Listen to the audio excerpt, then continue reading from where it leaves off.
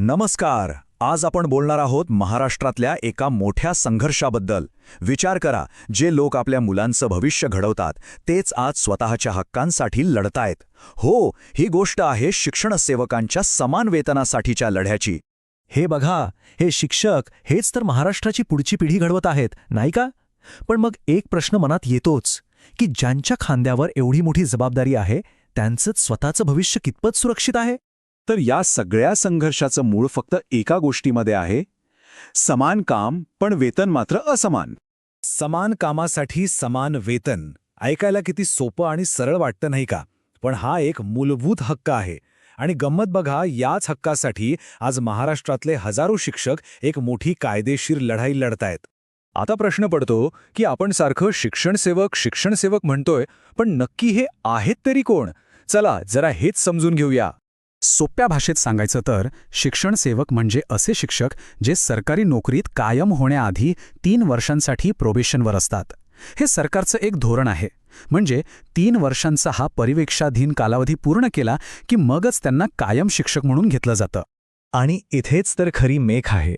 नाव जरी शिक्षणसेवक असलं तरी त्यांचं काम हे अगदी कायम शिक्षकांसारखंच असतं. म्हणजे वर्गात शिकवणं असो, ऑफिसची कामं असोत, परीक्षा घेणं असो किंवा अगदी शाळेच्या तपासणीची कामं, सगळं काही त्यांना करावं लागतं. कामात, जबाबदारीत काहीही फरक नाही. जबाबदारीत काहीच फरक नाही, बरोबर? मग संघर्ष सुरू होतो तो इथून, की वेतनात मात्र जमीन आसमानाचा फरक आहे. आणि या सगळ्या लढाईचं खरं कारण हेच आहे. आता ही समस्या किती मोठी आहे याचा अंदाज घ्यायचा आहे तर ऐका. आजच्या घडीला आपल्या राज्यात तब्बल 28,000 शिक्षणसेवक काम करत आहेत. 28,000? आणि थांबा, ही गोष्ट फक्त शिक्षकांपुरती नाहीये. यात जर आपण नॉन टीचिंग स्टाफ म्हणजे लिपिक, शिपाई यांनाही धरलं तर हा आकडा थेट 35,000वर जातो. म्हणजे विचार करा किती मोठ्या प्रमाणावर ही समस्या पसरलेली आहे. अच्छा, मग नेमका फरक आहे तरी काय? तर बघा, एका बाजूला आहेत शिक्षणसेवक ज्यांना एक ठरलेलं कमी मानधन मिळतं, आणि दुसऱ्या बाजूला आहेत कायम शिक्षक ज्यांना सरकारचा पूर्ण पगार, पूर्ण वेतन श्रेणी मिळते. आणि सगळ्यात महत्त्वाची गोष्ट म्हणजे ही जी सिस्टम आहे ना, ती फक्त महाराष्ट्र आणि गुजरातसारख्या मोजक्याच राज्यांमध्ये आहे.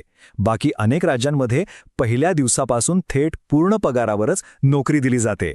आणि साहजिकच याच भेदभावामुळे, याच असमानतेमुळे हे प्रकरण आता कोर्टात गेलंय. चला तर मग पाहूया या न्यायालयीन लढाईत नेमकं काय सुरू आहे.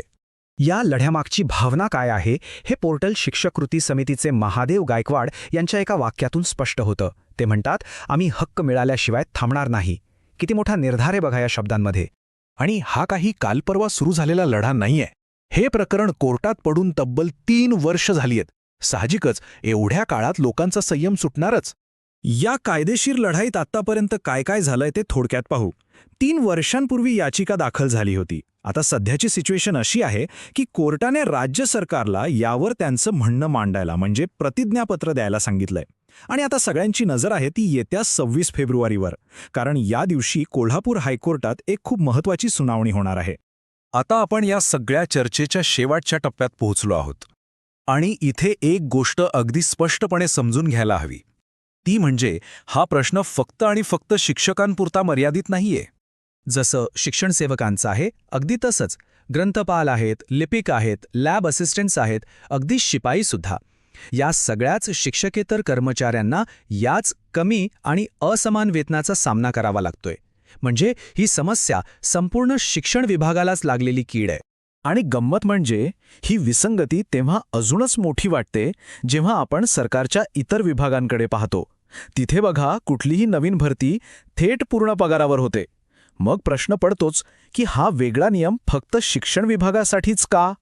आणि हाच मुद्दा आपल्याला एका मोठ्या आणि महत्त्वाच्या प्रश्नाकडे घेऊन येतो, जो या सगळ्या प्रकरणात मूळ प्रश्न आहे की सरकारच्या बाकी खात्यांमध्ये जर असं होत नाही तर मग फक्त शिक्षण विभागातच हा अन्याय का केला जातोय? हा एक असा प्रश्न आहे जो आपल्या सगळ्यांनाच विचार करायला भाग पाडतो.